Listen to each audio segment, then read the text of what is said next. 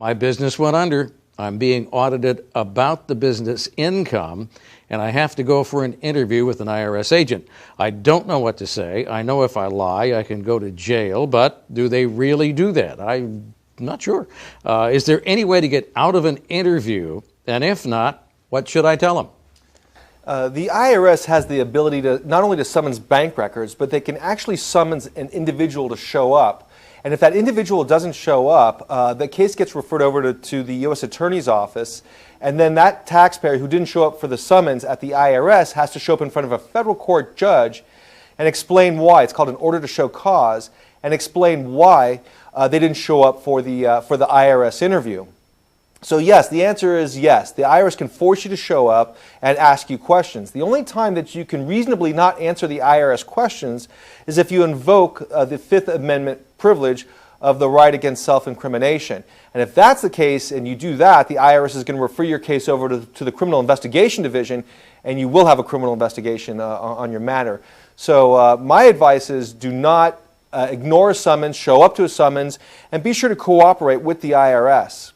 Now, that's a case where you can take an IRS problem and turn it into a criminal problem without realizing that's what you're doing.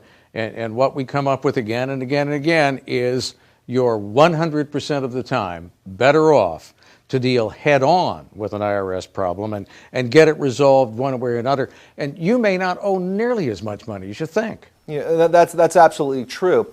And in this case, we have a taxpayer who has a corporation, and the corporation may owe more tax.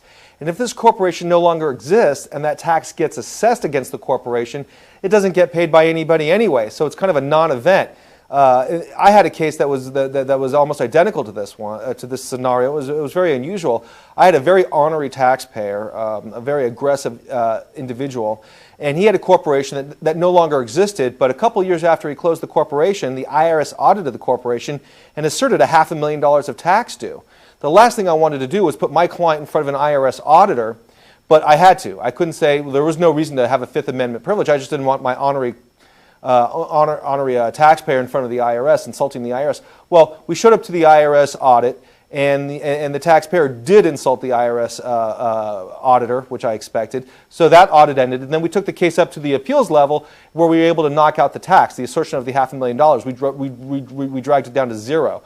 However, even if we didn't drag that liability down to zero, and the appeals officer didn't agree with our position on the corporate income tax, given the fact the corporation no longer existed, the IRS has nobody to collect from. The IRS can't collect from the individuals who own corporations for corporate income tax liabilities unless they assert alter ego or some theory of alter ego where the taxpayer was acting as though he was the corporation and vice versa. He was using the corporation as though it was his own personal bank account, and this taxpayer didn't do that. So I found it a little bit bewildering that the auditor pursued this case so aggressively, and then we had to appeal it. We eventually won the case, but even if we didn't win the case, the taxpayer wasn't going to be liable for the tax anyway.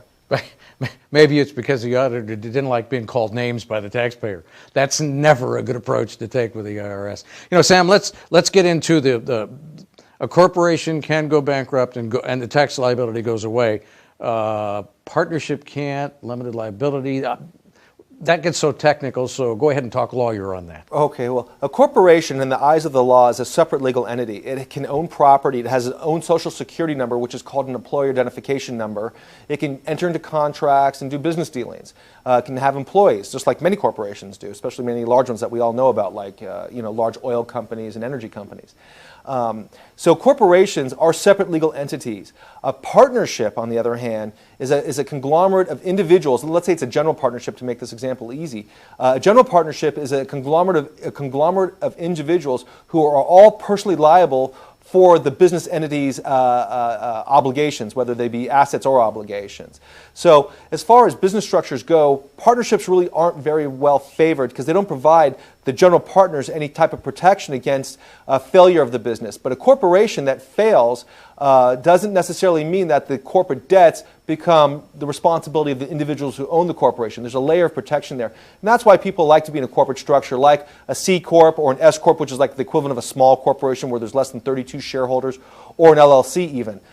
Partnerships, general partnerships, are generally not favored and haven't been widely used in quite some time, actually. Now, Sam, on this partnership deal, I think we discussed at one time that if you've got 2 or 3 partners and the company owes a tax liability, everybody owes all of that liability? Yeah, it's not a partnership is not a corporation. So a partnership is a business entity or business organization where there's general and several liability among all the general partners. So if there is, let's say, $100,000 of tax due for the partnership, all the partners are responsible for the $100,000. If the IRS collects that $100,000 from just one of the partners, that one partner can then sue the other 2 partners for indemnification and try and receive their portion of contribution against that $100,000 debt back. So partnerships can be pretty messy. They're tough for accounting purposes. I prefer not to see them. There's some cases where they're beneficial, but generally we like to see people in C Corps, S Corps, or LLCs.